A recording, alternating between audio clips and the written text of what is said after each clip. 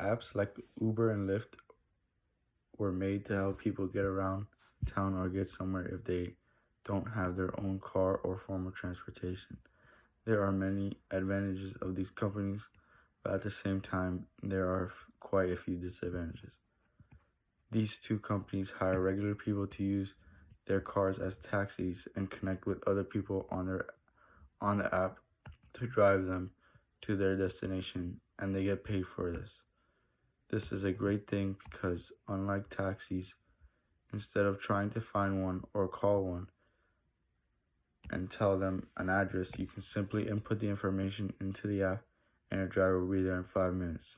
At the same time, these apps do take away from public transportation because they are so convenient and easy to use, whereas using other forms of transportation like bus and the subway aren't, because they don't take individuals to exact locations.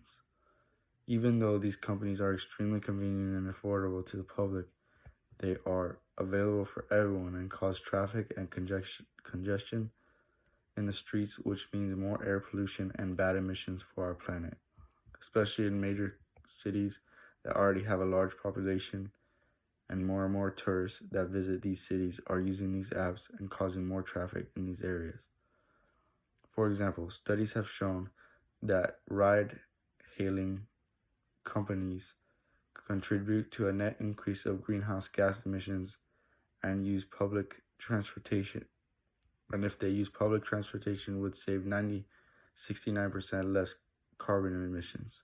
On top of that, passengers are more at risk riding in strangers' cars as opposed to riding on a bus or a train, because these companies don't have an in-depth screening or background check, so the passengers are putting their lives in hands of a stranger. Since these apps are so widely used around the world, they require many employees, which means more jobs and boosts the economy. For example, Uber makes $5.7 billion a year and allows more business to happen. A lot of the people move around are tourists traveling or on business, which means that it's a business that allows more business to take place, which is better for the economy. The hours the drivers work are extremely flexible and only require them to get in the car and sign into the app. Uber and Lyft only seem to benefit the individuals using it or working for them, but the planet and locals, especially the local government, is affected. I think that these companies are good for society, but should be used if they are absolutely needed, because public transportation can be very useful,